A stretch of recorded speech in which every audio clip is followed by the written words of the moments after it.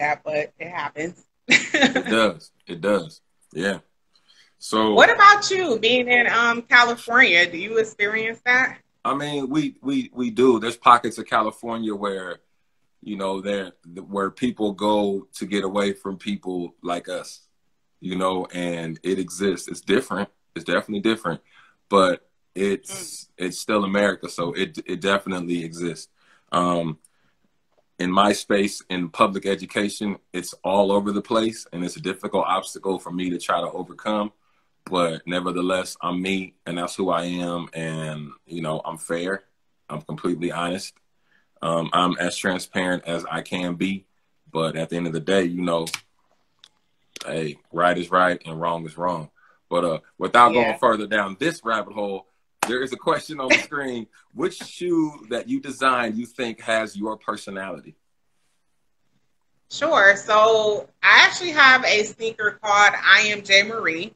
It's a part of the high fashion line. It is a white and black sneaker, very simple colorway, very simple silhouette with a tiny bit of color in it. And the reason why I think that I actually named it I Am J. Marie because I was expressing that through that design that this is my personality.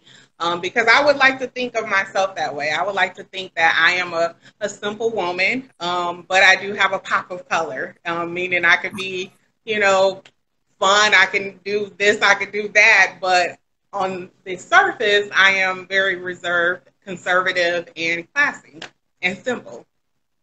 So that sneaker is I Am J. Marie. And what does that retail for?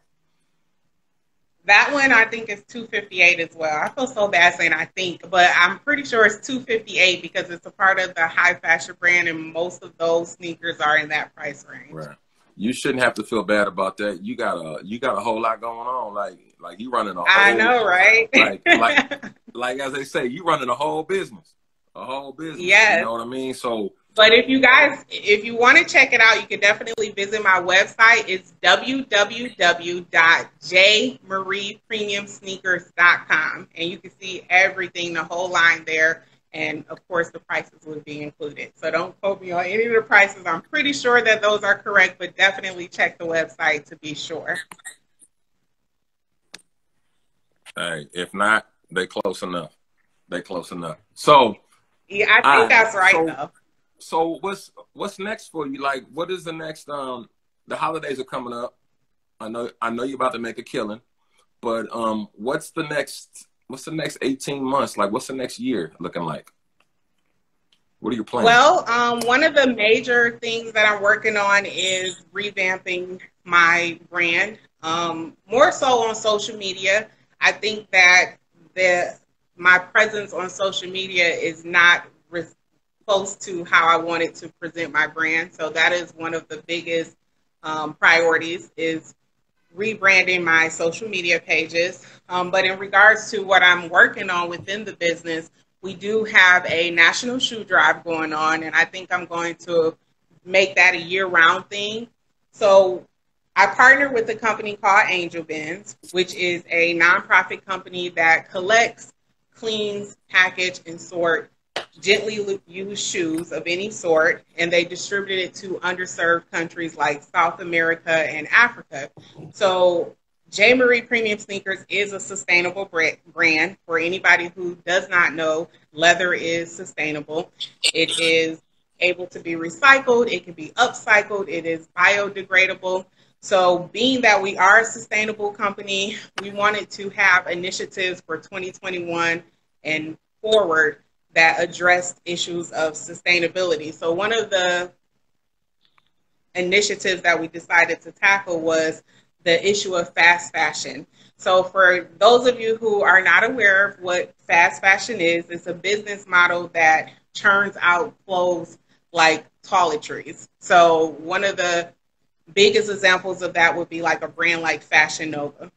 Completely great brand, don't have a problem with it. However, it is a brand that is producing clothes at such a low rate that it's so affordable and so cheap that people are purchasing clothes as often as they purchase toiletries. So it used to be where clothing was purchased per season, but now people purchase clothes by the day.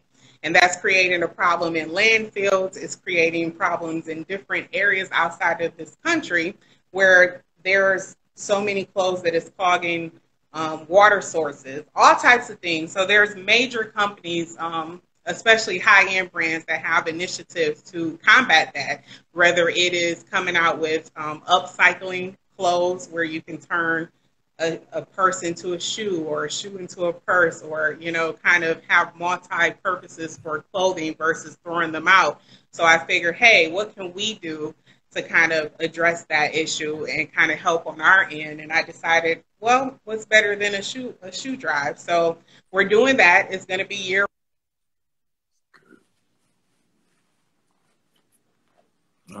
And Angel Thins will pick those underdeserved countries. Man, that's fire. I never even thought about that. Like, as far as like apparel, like when we think about like destroying the environment, you know, and putting Mother Earth through the turmoil that we put her through as human beings.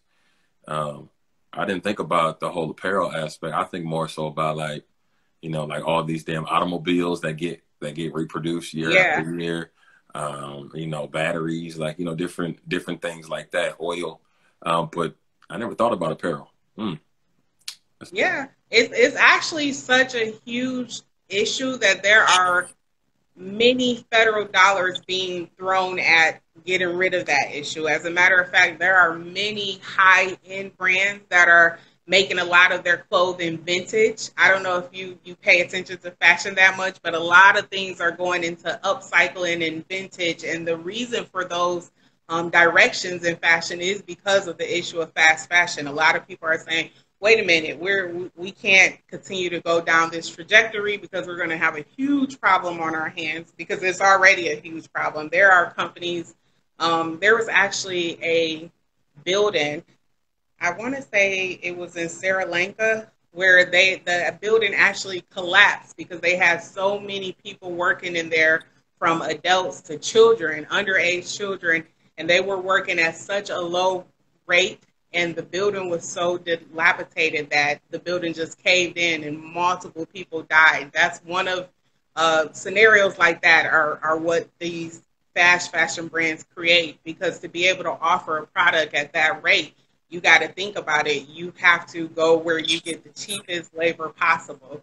And to be able to, you know, offer a shirt at $3 and pants at $3, or a whole outfit in most cases for $20, you got to think, how cheaply do you have to pay people for everybody to make money? So you got to think about how cheap the material is, how little the people who are making the clothing is getting paid, the logistics between getting that brand, that clothing article from one place to another. Think about all those parties involved and how little they're getting paid for them to be able to sell it to us in America for $2 and $3 and still make a profit. So just to speak on it in that aspect, that should tell you how much of an issue it is outside of this country. I think multiple documentaries and kind of things that speak about it, and it's ugly. It's creating such a problem in other countries. Wow. Damn. Yeah, it's messed up. I ain't even got nothing to say. It's so bad. That's so enlightening. I'm still like processing. I'm taking it all in. Well, if you ever get a chance, just Google or, you know, look up on YouTube fast fashion, or just the problem of fast fashion, and you'll see there